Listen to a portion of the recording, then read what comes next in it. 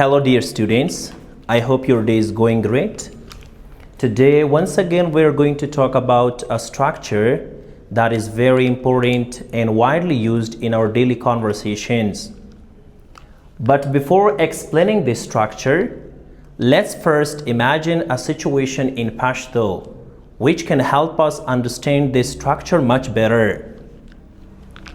څنګه مو چې یادونه وکړه مخکې د دې چې دغه جوړښت په اړه خبرې وکړو لومړی یو خلق دلته راوړو ما مخکې دغه جوړښتونه تشریح کول په همدغه ډول مو تشریح کړي دي او ریزلټ یا پایله یې ډېره ښه دی او زده کوونکي ډېر ښه زده کوي.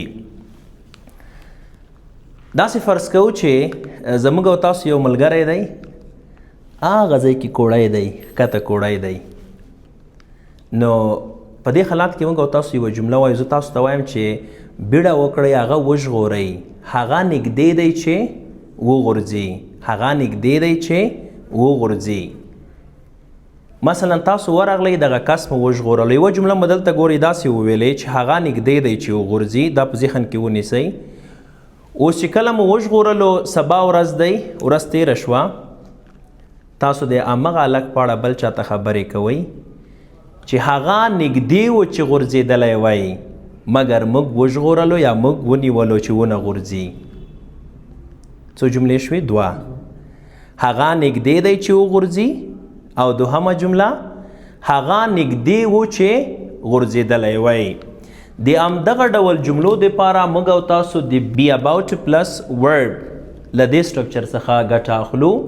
سبجیکټ پلس بی پلس اباوټ ټو plus verb plus complement.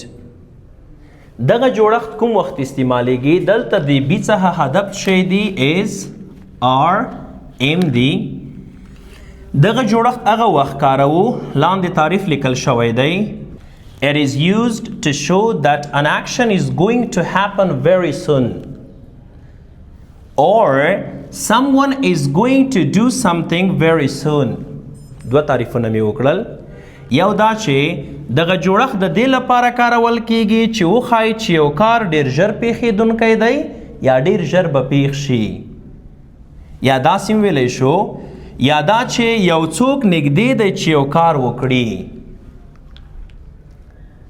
مخکې مو مثال همدغه مثال ویلی دی یو څوک دې ته نږدې شوی دی چې دغه ځای څخه وغورځي.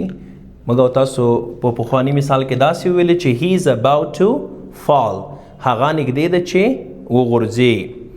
یا دوم مثال مثلا یو نفر دی د وریژو پخولو لپاره یې هر څه آماده کړي دي دیګ یې آماده کړی دی وریژې هم د چا په اصطلاح چې په اوبو کې اچولې دي دغه بانجان دغه شیان هم آماده کړي دي. نو موږ او تاسو دا جمله څنګه وایو؟ هغه نږدې ده چې وریژې پخې کړي.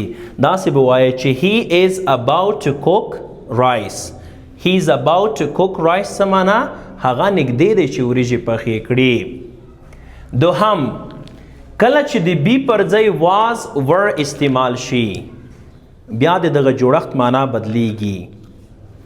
subject plus was یا were plus about to plus verb plus complement. کله چې دلته was were استعمال شي بیا دغه جوړښت د څه لپاره استعمالیږي؟ It means an action was going to happen very soon in the past, but something else prevented it from happening. Yeah, someone was going to do something very soon in the past, but something or someone else prevented him. دا معنا چې یو څه نږدې و چې په تیر وخت کې شوي وای خو مګر بل څه یې مخه نیولې وي یا داسې چې یو څوک نږدې و چې په تیر وخت کې یو څه کړي وای خو بل چا یا بل څه یې مخه نیولې وي. همغه مثال ته راځو. ګور هغه کس نږدې و چې غورځېدلی وای خو موږ او تاسو ورغلو ومو ژغورلو دغه د غورځېدو مخه مو ونیوله که ومو نه نیوله. همغه مثال مې دلته م راخیستی دی. Example, he was about to fall but his friends caught him. هغه نږدې و چې وغورځي خو مګر ملګرو یې څنګه کړلو؟ ویې نیولو یا saved him ویې ژغورلو. دوهم مثال دلته مو یو مثال لیکلی ده چې هغه نږدې ده چې وریجې پخې کړې. تېره ورځ نږدې وه چې وریجې پخې کړې وای خو دې وخت کې ګاز ختم شو. نو دغه د ګاز ختمېدو به د دې مخه نیولې که نه وي به نیولې. نو داسې وایو She was about to cook rice but the gas finished. هغه نږدې وه چې وریجې پخې کړي مګر ګاز څنګه شو؟ ختم شو. She was about to cook rice but the gas finished. هغه نږدې وه چې وریجې پخې کړي مګر ګاز ختم شو. اوس یو څو مثالونه زه په پښتو باندې وایم. تاسو په کتابچو کې ولیکئ او هغه زده کوونکي چې د فیسبوک پر صفحه مو تعقیبوي هغه دې په کمنټ کې ولیکي.